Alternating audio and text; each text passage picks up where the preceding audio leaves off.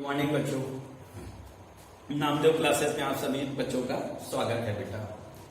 तो आप सभी को पता है कि कोरोना काल चल रहा है और इस बीच में आपको घर से बाहर नहीं निकलना है, ठीक है।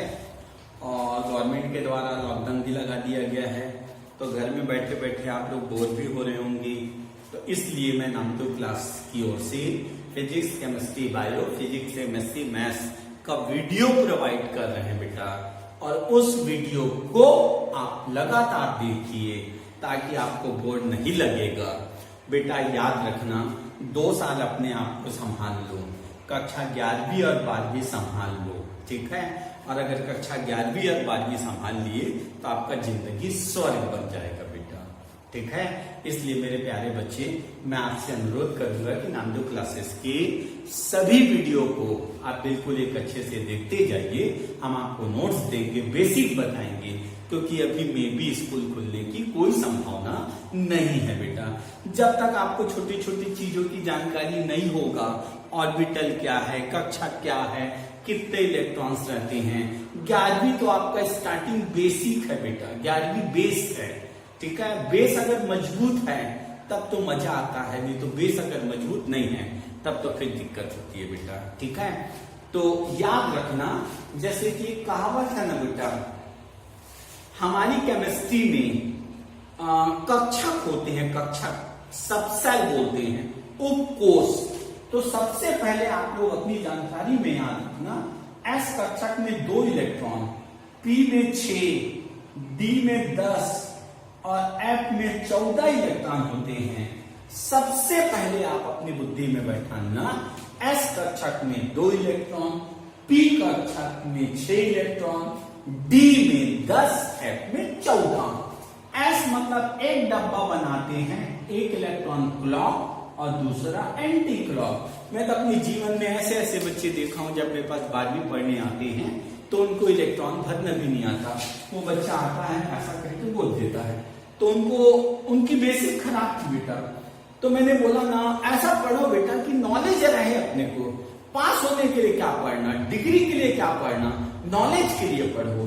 तो पी में 3 डब्बे बनाना और कैसे भरना, सुनना इलेक्ट्रॉन को 1 2 3 4 5 6 ऐसे भरते हैं। इसमें 10 तो 5 बॉक्स बनाना, 5 बॉक्स, 1 2 3 4 5। पहला सीधा इलेक्ट्रॉन भरना ना, फिर ऊपर से वापस आके ऐसा भरना। कुंड का नियम है ये, अभी पढ़ाऊंगा आपको कुंड का नियम। इसके अपने पास 14 डब्बा, कितने 14 इलेक्ट्रॉन है तो 7 इलेक्ट्रॉन का जस्ट हाफ उसका ऑर्बिटल होता है। तो 1 2 3 4 5 6 7 8 9 10 11 12 13 14। सबसे पहले आप लोग जानकारी ये याद रखोगे, एस कक्षक में 2 इलेक्ट्रॉन, पी कक्षक में 6 इलेक्ट्रॉन, डी कक्षक में 10 इलेक्ट्रॉन और एफ कक्षक में 14 इलेक्ट्रॉन होते हैं। ये अपनी बुद्धि में बैठा लो, ठीक है। एस कक्षक का आकार गोल होता है, गोल ऐसा। इसका डमरू के आकार का होता है, डमरू। इसका द्विडमरू होता है और इसका जटिल होता है, जटिल मतलब इसके आकार की खोज नहीं हुई है। इसका ऐसा डमरू, ये px, ये ऐसा py, ऐसा pz, इसका बनाते हैं। और d को 5 ठो बनाते हैं। ये सब जानकारी रहना आपको बहुत जरूरी है। x और y 2 अक्ष बनाते हैं। ये बन गया पहला, इसका नाम है, इसका नाम हमने दिया dxy, ये है dxy। फिर 3 ठो डायग्राम बेसिक बनाना, ये मैंने डी ऑर्बिटल का बनाया है, x और y, x और z, ये d x z, तीसरा yz, तीसरा yz, ये सब याद रखे रहना नाम बेटा। फिर उसके बाद dx square minus y square और dz स्क्वायर। तो x स्क्वायर मतलब वो ऊपर में ही चढ़ गया और ये ऊपर में चढ़ा z स्क्वायर, ऐसा। ये dx square minus y square और ये dz स्क्वायर, ये dxy, ये dxz और dyz। ये सब जनरल नॉलेज आप अपने पास रखे रहो।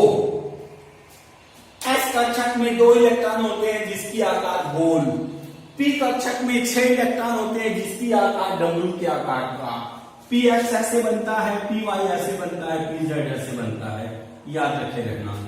डी कक्षक का आकार 5 होते हैं, पहले का नाम D X Y, D X Z, D Y Z, D X square minus Y square, D Z square. ऐसे डायग्राम आप अपनी प्रारंभिक अवस्था में ज्ञान रखे रहना बेटा, क्लियर है। तो इस प्रकार ये मैंने आपको ऑर्बिटल का बताया। तो आज का जो मेरा क्वेश्चन है, जो मैं आज आप लोग को पढ़ाने जा रहा हूं, वो very most IMP 100% IMP question याद रखना बेटा। इसको बोलते हैं अबाउ का नियम। ये अबाउ का नियम है, ठीक है। अबाउ का नियम तो देखो मैं कैसे बना रहा हूं, आप भी प्रैक्टिस कर लेना, डरना नहीं। एस, फिर एस और पी, फिर एस पी डी, फिर एस पी डी एफ। मैंने पढ़ाया तो है बेटा, एस फिर एस पी, फिर एस पी डी, फिर एस पी डी एफ। अब मैं घटाते जा रहा हूं, S P D, S P और एस। मैंने नाम दे दिया 1, इसको दिया 2, इसको मैंने दिया 3, इसको मैंने दिया 4, इसको मैंने दिया 5, इसको मैंने दिया 6, 7। अब ये क्रॉस करना है, ऐसे आप बनाते जाना। ये 2 को क्रॉस किया, फिर 2 को क्रॉस किया, 3 को क्रॉस किया, फिर 3 को क्रॉस किया, फिर मैंने 4 को क्रॉस किया। मतलब अबाउ नामक साइंटिस्ट ने इलेक्ट्रॉन भरने का नियम सिखाया। अबाउ नामक साइंटिस्ट ने इलेक्ट्रॉन भरने का नियम सिखाया। तो आप लोग भी जानते हो बेटा, गरीब लोग अगर लाइन से बैठे हैं तो मान लो आपके मम्मी पापा बोलते हैं बेटा पैसा दो गरीब को, क्या 20 वाले को पहले देते हो क्या पैसा, कि लास्ट वाले को पहले देते हो पैसा? पहले वाले को पहले देते फिर बांटते चले जाते हैं। तो उसी तरह अबाउ नामक साइंटिस्ट ने बोला कि इलेक्ट्रॉन पहले हमेशा निम्न ऊर्जा वाले कक्षक में दी जाती है। जब निम्न ऊर्जा वाले कक्षक में इलेक्ट्रॉन पूरा भर जाए तो आप आगे जाके उच्च ऊर्जा वाले कक्षक को इलेक्ट्रॉन देना। अबाउ के नियम के अनुसार हमेशा इलेक्ट्रॉन का जब भी वितरण करते हैं, पहले निम्न ऊर्जा वाले कक्षक से और निम्न ऊर्जा वाले कक्षक में इलेक्ट्रॉन भर जाए तो उसके बाद उच्च ऊर्जा वाले कक्षक में इलेक्ट्रॉन भरा जाता है। अब सर इसका क्या महत्व है? ये इसका महत्व आपके जीवन भर है, जीवन भर। पेपर में दिया सोडियम 11 का इलेक्ट्रॉनिक विन्यास लिखिए। इसको बोलते हैं बेटा इलेक्ट्रॉनिक विन्यास, इसको बोलते हैं इलेक्ट्रॉनिक विन्यास। तो देखो आपको बांटना है, मतलब हमने आपको 11 रुपए दे दिया और हमने बोला आप बांटिए, तो आप ऊपर से बांटते आइए। आप ऐसे ऊपर में आए तो 1s, गरीब आदमी खड़ा हुआ है जो देते हैं उसको ऊपर में लिखते हैं 1s, मतलब 11 रुपए में 2 रुपए आपका खर्चा हो गया। फिर आप यहां से घूम के वास्तव में ऐसा फिर ऊपर चढ़ते हैं तो ये अपना फिर दूसरा आदमी आया 2s2, फिर यहां से हट के फिर ऐसा बनाते हैं तो ये आ गया सर हमारा 2p6। आपके 11 में 10 खर्चे हो गए, बचे। अब उसके बाद 3s है तो आखिरी वाले को बस आप एक अधूरा छोड़ सकते हो, उसके पहले के अधूरा नहीं छोड़ते हैं। ये इलेक्ट्रॉनिक विन्यास पेपर में आएगा। और आप लोग को बताऊं बेटा कैसे, पहला क्वेश्चन तो ये है अबाउ का नियम किसे कहते हैं, तो आपका उत्तर आना चाहिए अबाउ के नियम के अनुसार इलेक्ट्रॉन का वितरण किया जाता है। मतलब अबाउ का नियम क्या है? अबाउ के नियम के अनुसार किसी भी मल्टी इलेक्ट्रॉनिक मतलब जिसमें एक से ज्यादा इलेक्ट्रॉन है, मल्टी इलेक्ट्रॉनिक एटम्स में इलेक्ट्रॉन भरने का क्रम जाना जा सकता है। इस नियम के अनुसार हमेशा इलेक्ट्रॉन को पहले निम्न ऊर्जा वाले कक्षक में भरी जाती है। जब निम्न ऊर्जा वाले कक्षक में इलेक्ट्रॉन भर जाए तो उच्च ऊर्जा स्तर वाले कक्षक में इलेक्ट्रॉन को भरी जाती है। इतना अबाउ का नियम लिख के ये डायग्राम को बना देना। अब इलेक्ट्रॉनिक विन्यास के लिए एक लिस्ट बना लेना, पहले एक लिस्ट बना लेना। मे भी 30 तक बस आपके पेपर में आएगा, उससे ज्यादा नहीं आएगा। तो देखो 1s ग्रेटर देन 2s, फिर 2p, 3s, 3p, 4s, 3d।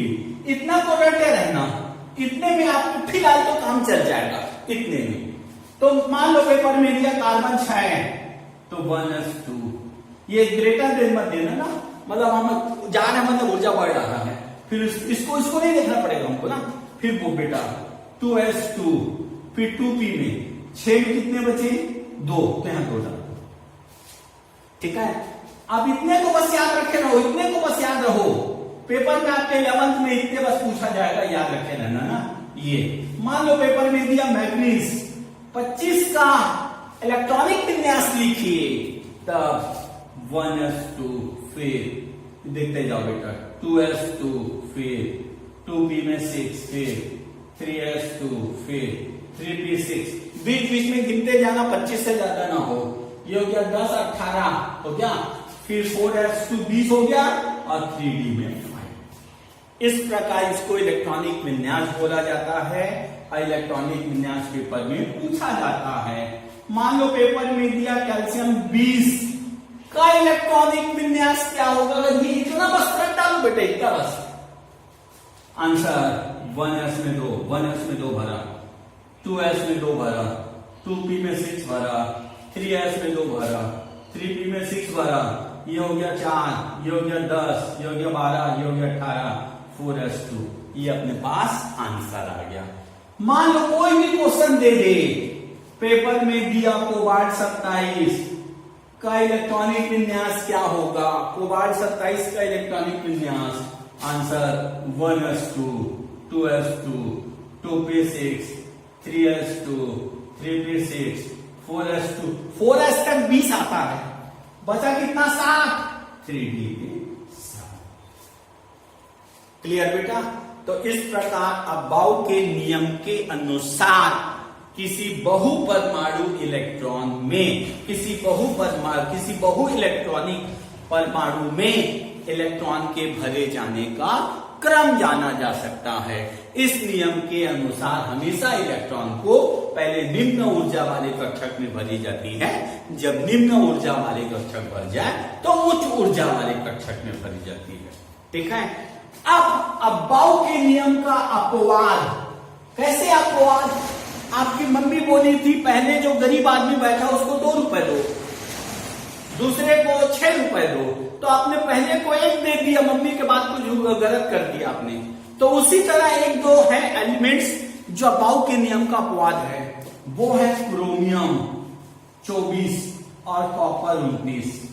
आप याद रखना, इनकी कंडीशन में याद रखना, 4s जब आएगा 4s उसको 1 देगा, बाकी को d को देगा। मैं सिखाऊंगा भी आपको। अपनी नोट याद रखो, अपनी कॉपी में क्रोमियम और कॉपर की जब भी पारी आएगी तो अंतिम के 4s कक्षक में 1 इलेक्ट्रॉन को देगा, बाकी इलेक्ट्रॉन को वो 3d को दिया। ऐसा क्यों, मैं बताऊंगा आपको। तो सुनना, ये हो गया 1s2, 2s2, 2p6, 3s2, 3p6, 4s1, 3d5, 4s1, 3d5। पहले बता दूं उसके बाद करना। इसना 1s2, 2s2, 2p6, 3s2, 3p6, 4s1 और 3d10। साइंटिस्ट का कहना है कि जिसके d में 5 है वो अर्धपूरित हाफ फिल्ड जो स्टेबल होता है, स्थायी। जिसके d में 10 है वो भी कंप्लीट फील्ड होता है, ये स्टेबल होता है। और उसने बोला 1 लूट सकते हो, 1 तो लूटो, अगर लूट के d में 5 बना सकते हो तो कर लो, आप स्थायी हो जाओगे। 1 लूट लो और 10 कर लोगे तो स्थायी बना लोगे। तो उसने ऐसा इसलिए किया, 1 वहां से लेके अपना d में 5 बनाया, जिसको हम लोग बोलते हैं अर्धपूरित कक्षक, और ये कहलाता है पूर्णपूरित। सर बाकी क्यों नहीं लूट सकते? वो 1 लूट के देखो ना, क्या d में 5 बना सकते हो क्या d में 10 बना सकते हो क्या? नहीं। इसलिए क्रोमियम और कॉपर आपके 11वीं में आएगा, याद रखना बेटा। और जैसे ही आया तो याद रखना, क्रोमियम और कॉपर के समय 4s में 1 देना है और बचत को d में देना है।